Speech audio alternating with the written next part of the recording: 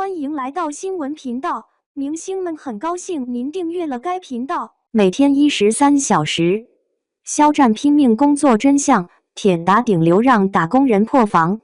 刚刚看到10日中烟最新的进度爆料，在7月份的时候就杀青了，每天的工作时间在12小时以上。等一下，是12小时吗？我认为这个数据是偏低的。有没有人每天都工作12小时，还被叫做很辛苦呢？把这个词放到996的大厂里去，连 HR 都会笑醒，这不是正常的上班吗？但是放到肖战这里来算的话，12小时就是起始价格了。把他的近2个月来的工作安排给各位看下，就会知道什么是顶流的命运，牲口的生活。5月20号，他就在青岛10日中烟剧组拍摄了10小时左右的工作量。下班之后就立刻乘飞机去到澳门参加第2天举行的亚洲艺术节红地毯活动。5月21日走过红毯，领奖完毕之后马上返回青岛，接着继续拍摄电影工作。1天之内从青岛到澳门往返1次。红地毯上的西装革履拿着影帝奖杯的人，在红地毯之下还没有完全恢复过来的时候，就已经被拍摄到了和别人接吻的画面了。这是什么东西呢？这就是说，影帝的价值就是以生命来换取的。有人认为这就是一种卖敬业的人设。如果说1个月做1次这样的事情是表演的话，那也无妨。但是肖战的状态是从4月上旬入住到青岛东影大都会之后，一直持续了3个月左右的时间，拍摄周期为100天，分3期共72集连续拍摄。工作日程是怎么样的呢？9点35分进入小组，22点18分开班，大约是12、13小时左右的时间，还要抽出时间去参加品牌的盛会，做广告片、领奖杯等事情。不管几点钟到达，都不要睡觉，在第一时间内赶到化妆间里进行一整晚的大排班工作，并且一直持续到了黎明时分才结束。不偷懒，不请事假，这并不是在努力奋斗，在拼搏的时候就已经开始拼命了。经过一番计算之后得出结论来，该剧的投资额超过3亿元人民币。每天因为停电造成的经济损失可以购买到1辆汽车了。72集的大制作，每一天都是1天白白浪费掉的钱外流出去了。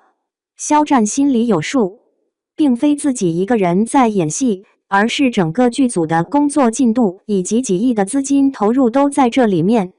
那么你认为他是怎样的一个态度呢？剧组严格防止泄露信息，在拍摄过程中用黑色的大棚把整个地方围起来，并且演员出入的时候都经过了封闭的小道。工作人员打起黑伞，组成人墙进行保护和引导。山顶上也已经清理好场地，并检查过无人机的情况，在上面安装好了监控装置。这就是在演戏吗？这里是反间谍现场。在这样的压力之下，肖战每天要工作13小时，并且还要维持好自己的形象。5月27日，在青岛拍摄现场出现了他捂着胸口上的伤疤的照片被曝光了。黑色的衣服，皱眉的表情和前胸上布满了鲜血的样子，即使使用高清模糊图片也无法掩盖住的那种破败的感觉。书粉看了之后就爆炸了。天选之子就是指旗下。旗下是什么样的人设呢？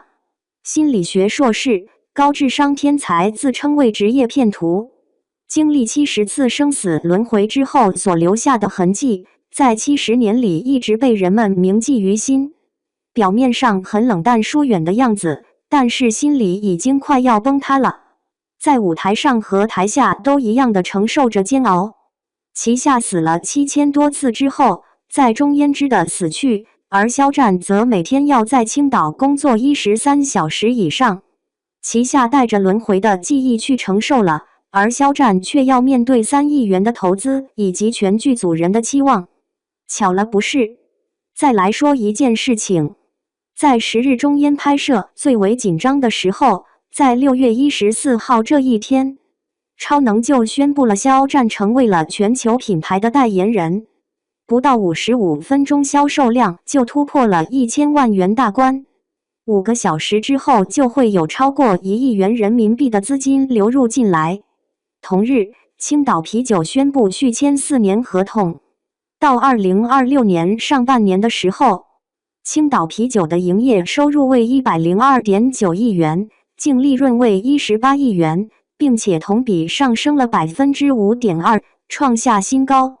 一个人在片场上熬夜的时候，也会使2个国产品牌的财务报表更漂亮一些。但是还没有结束呢。4月22日，余承东本人宣布了肖战担任鸿蒙智行上届品牌的代言人，官宣微博获得赞数为1061万左右。5月26日，白玉兰奖提名人选出炉，《藏海传》中的演员肖战获得最佳男配角提名。白玉兰奖历史上第一次出现古装剧男主获奖的情况是，拍摄电视剧获得奖项，宣布代言、带货4种方式同时进行，并没有遗漏任何一种。这就是顶级流量所遵循的原则，每一个瞬间的辉煌之后，都伴随着10倍于它的时间被消耗掉。有人说，那么干嘛呢？多赚钱不等于少做事吧？问得好。但是你知道，在娱乐圈这样的一个战场里，顶级的位置并不是坐着就能得到的，而是要靠自己去争取到的。如果你稍有迟疑的话，那么后面的100人就会站在你的肩上向上攀登。你说一句我想休息一下，就等于把明天的代言给别人，剧本给他人，位置让给别人。肖战知道这件事的道理，因此他选择了最为愚蠢而又最有效的方法，就是用自己的身体去承受。在拍摄《藏海传》的时候，他就闭门修炼了3个月的时间，在此期间写了上万条关于权力斗争的文字，并且画出了人物之间的关系网络图。拍摄《射雕》的时候，提前2个星期专门进行台词训练，每天对着镜子练习呼吸法、分句和强调重点词句。别人是用流量来赚钱，而他是把自我逼到极限去赚取收入。有人认为这叫做内卷。对啊，就是那种竞争的状态。但是到了最后，你会发现在这里被卷死的人是同行，在这里活着的人才是自己。目前10日中烟于7月份杀青，在此之前还有一段时间。那么杀青之后又会怎么样呢？据知情人士表示，无缝衔接的新剧仍然由正午阳光制作，并且还是原来的3驾马车肖战、侯洪亮和孔生一起合作拍摄，一天都不歇。拍摄了100多天，72个大男角之后，在杀青后的第2天下又进入了新的剧组。